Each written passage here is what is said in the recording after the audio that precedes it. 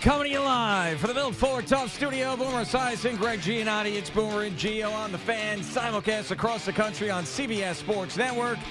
And wherever you are in the free Odyssey app. Good Friday morning. A feel-good Friday. Not really a football Friday. One of those left out in Vegas. Boomer just got back from there. He was scouting everything out for us, what we're going to do next week, all of that good stuff. Of course, plenty of Knicks today as they continue to roll. It is amazing what is happening with that team.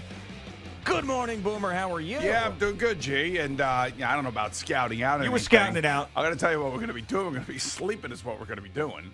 Well, especially Monday and Tuesday where it's going to be pouring, complete washouts those days out in Vegas. Well, when I got there, it was beautiful. It was about 70 degrees when I landed. It was beautiful. It was like a sunset. Now, I called you up and I told you, I said, man, if it stays like this, we're good to go. Don't worry about it. And I said, it's not going to stay like that. It's going to pour rain when we get there. And that negativity hit me when I was leaving yesterday because it was raining when I left yesterday. Mm-hmm. Yeah. So, kind of weird. Hopefully, Super Bowl week is going to be better at the end than it will be at the beginning. But I stayed at the Mandalay, so I didn't really go down on the Strip. Oh, you did not? No, I didn't have time. I mean, you think I had 48 hours. It was a 48-hour trip, and when I got there, it was probably 7 o'clock at night, 10 o'clock our time. So I was trying to stay on our time. Of course. I went to bed, got up really early. Had a few hours to myself during the day. That was nice. I just, went down and had lunch and things of that nature, and then I had to go do that shoot at Allegiant Stadium, which, by the way, is beautiful inside. Nice. I have not seen it inside. Was that the first time you've been there inside that stadium? The first time inside. Yeah. It's smaller than most stadiums. I think it's only about 65, maybe 70,000. And what is really cool about the stadium, much like Arizona Stadium, they roll the field in on a tray. That is right. So when we were there shooting this Super Bowl greatest commercial show, they were painting a turf field that was in there, and they were painting it just like it would be the Super Bowl field. And the reason they were doing that was because that's where Usher will practice now. He's not going to practice on the real field. They'll have media day there Sunday or Monday night, and they'll use the field for all different things early in the week. And I think they're going to roll the tray in. I think somebody told me Wednesday. And the interesting thing about this, if you remember back to last year's Super Bowl, the Eagles were complaining. They had 70 sacks during the regular season. That's right. Go into the Super Bowl, they don't have one sack, and all of their pass rushers were slipping all over the place. I remember, and that was a big talking point the Monday after the Super Bowl. How the hell could that happen? Same kind of situation here now with the Raiders and Las Vegas and their tray of grass that comes in. And we'll see if they do anything. And, of course, George Toma, the guy that for years who did retire after last turf season. Guy. Today, he did not go out on top. No, he did not. And today is his 95th birthday, by the way. Oh, happy birthday, George.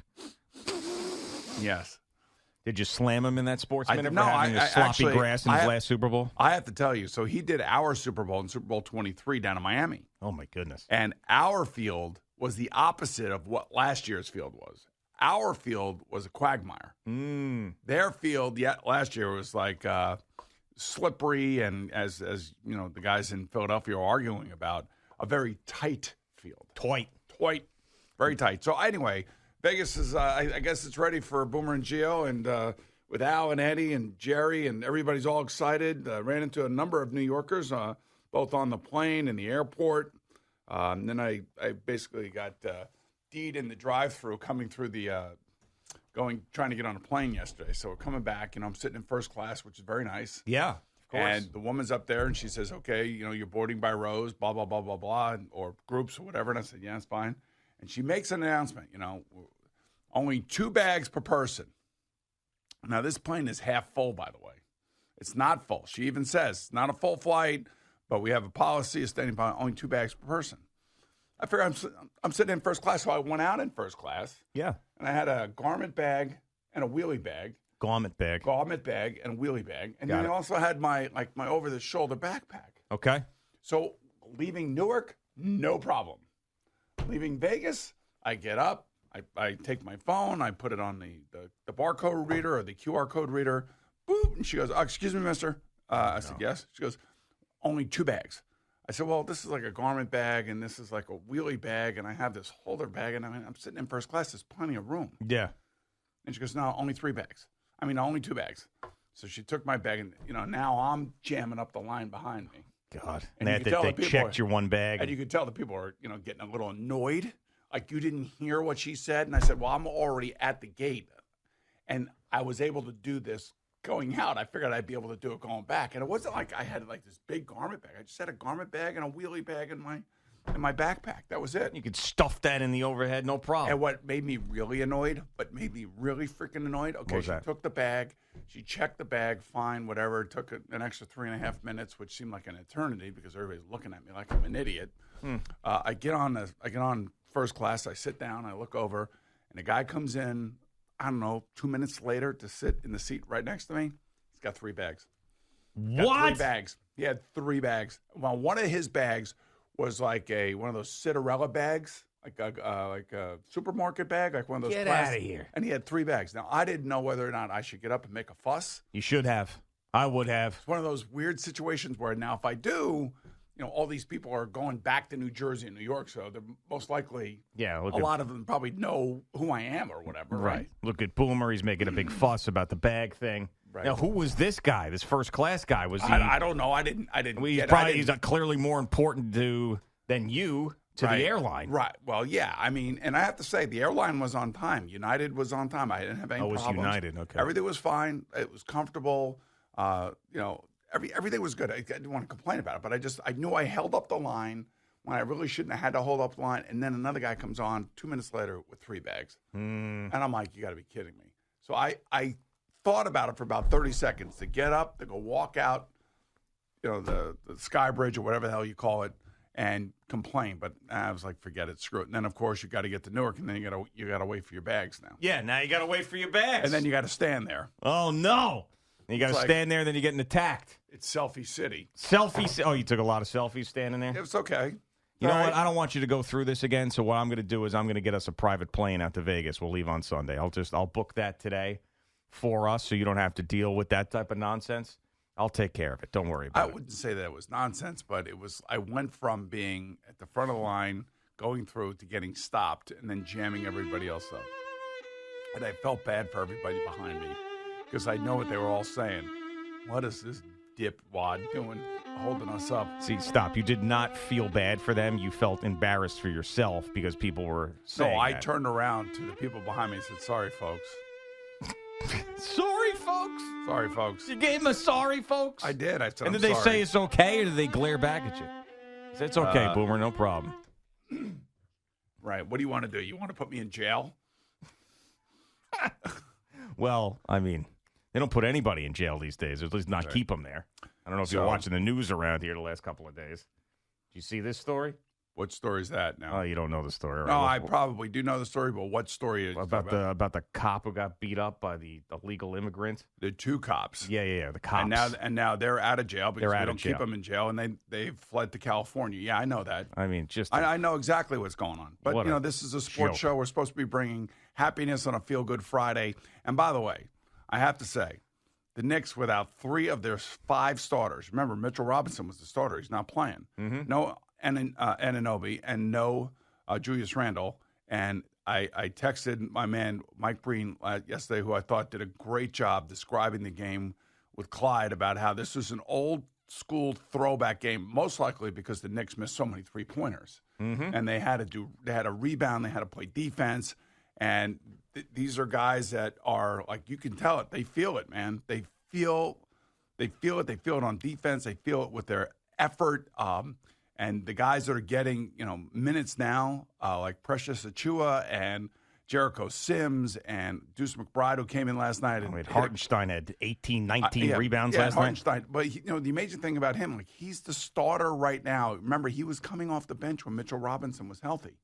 Now, what I worry about with all big guys is playing the way that he plays. He plays balls to the wall the whole game. That is true, but this is now back-to-back games that he didn't have Anunoby and didn't have Randall, and hopefully Anunoby is back soon. Julius Randle is. I'm a little nervous about all of that because it is just they feel like they've dodged a bullet. They feel like it's positive, but until he comes back, plays, and looks like himself, I'm going to be nervous about that because clearly, even though in these 2 games they've won without him, and won convincingly. They need these guys. We know that. But if they're going to win in the playoffs, they absolutely have to have Julius Randle. And it's amazing that I'm sitting here saying this because the last couple of playoff appearances, Julius Randle has been a detriment more than he's been a positive. But now he's different. It just goes to show you the most important player in this team is Jalen Brunson. Well, we all know that, and they can win games, in the middle of, here we start February, but in the middle of the winter, without their best player, so they can win games against a good team. It was also a missing part of their roster too because of injury, and Tyrese Halliburton didn't play the whole game. But all I know is that Jalen Brunson is the most important player and maybe the best player we've had here in 20 years. I mean, he's the most rounded player, well-rounded player, unselfish player. Need a bucket, go get the bucket. Need a three-point shot, go get the three-point shot. Need a rebound, get the rebound. You need an assist, give an assist. I mean, the guy is unbelievable. And the fact that, they were chanting MVP last night, I would say he's right there in the running. I mean, there are other guys, maybe Doncic, maybe Embiid, maybe Jokic. Well, Embiid's hurt now, and God knows when he's going to come back. Every single night, this guy just is going 100 miles an hour. There's no nights off for him. And, when he's not out there, in a game where he's not starting, and if they're sitting him before he gets hurt a little bit, they're a completely different team. I mean, he is the engine of that team. He is the heartbeat of that team. And then guys like, Josh Hart play off of that. Hartenstein plays off of that. You could see it. And Deuce McBride plays off of that. Like I said, Deuce hit one three-pointer late in the fourth. I think there was still about 6 minutes to go or something in the game. And I felt like that's where the Knicks finally were able to breathe. They finally hit one. You could hear Breen going, they finally hit one. And I thought he was great last night because it was old school. We were just missing Reggie Miller and Patrick Ewing and Oakman and all those lunatics back in the 90s because that's what that game felt like last night. Yeah, I mean, the Pacers are a good team. Pacers are one of the best offensive teams in basketball. They're 5 games over 500. And for the Knicks to just – and they were fighting all night and had a comeback, and they play regular season basketball like they play playoff basketball. They were arguing last night a lot too with the referees, and rightfully so. Both teams were. It's the intensity. Jalen Brunson got smashed right in the forehead. Yeah, I mean there are guys like that come along in the history of New York sports that change everything for the franchise, and Jalen Brunson is on the verge of doing that. If now we saw them lose in the second round last year. It's going to be about the playoffs, just like it is with every other great player.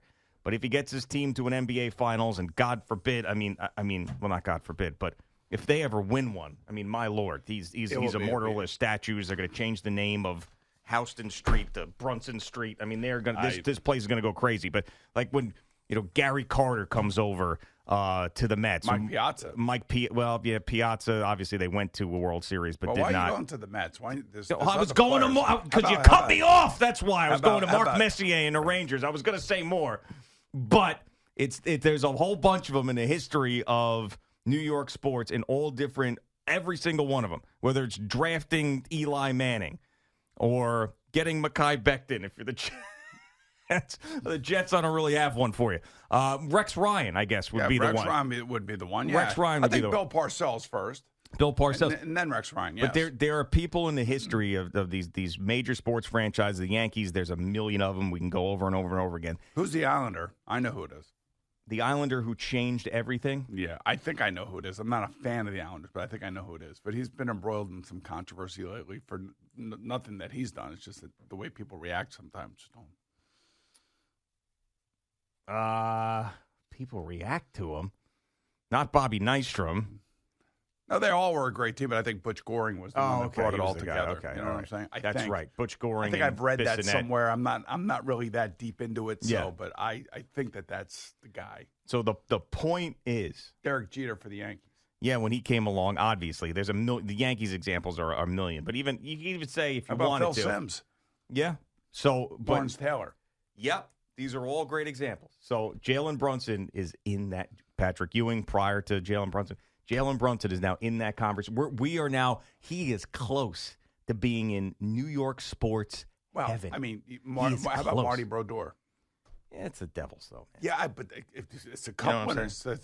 Listen, and he was a big reason why they won the cups. Yeah, no, of course. I know. I mean, at the end of the day, look, I played here for 3 years. I know what you're talking about. I mean, Jalen is playing great, and it's making basketball watchable because they're playing defense, and when they're missing 3-point shots and they have to get rebounds and they got to hustle, tip the ball, all that kind of crap. That's what the Knicks of the '90s were under Pat Riley. And even under Jeff Van Gundy. That's what they looked like, and they weren't backing down from anybody. And they're missing, like I said, 3 of their top 5 players. Mm-hmm. And they continue to win. And it has been amazing. Awesome. That is great. It is. And it's fun, and it'll give us something because, obviously with these, you got Juan Soto with the Yankees, but the Mets are not trying to win this year. Juan Soto. But the Mets are not trying to win this year. So when we get into the spring and the Knicks are playing some playoff games, so we could try, Mets are not trying to win this year. No, they're not. Clearly. It's not because they're not getting Evan a stick. They're not getting anybody. You want to be talking about getting sticks. They don't have sticks. They have sticks. They had a lot of injuries last year. Tiddlywinks is what they've got. They got sticks. Is Lindor a stick? Yeah, all right. Lindor and Alonso, stick. Marte a stick? If he's out there and actually playing. McNeil a stick? Occasionally. Alvarez a stick? Yeah, we'll see. Hopefully. All right, okay. Well, you need another one because you can't have Beatty and Vienna. Whatever. We're talking baseball. My point is that they don't. You don't want to talk. baseball. They are not trying to win this year. They've made it clear. Don't tell the players that. Different story. Right. David Stearns and Steve Cohen have decided that 2024 not important to them. The tax write-offs aren't important to them. Well, that is, but obviously the winning, like they don't expect to make the playoffs. They don't expect to win a division. They're just think trying about the tax write-off for the depreciation of Max Scherzer and Justin Verlander and Jacob deGrom. A lot of depreciation there. Not a depreciation.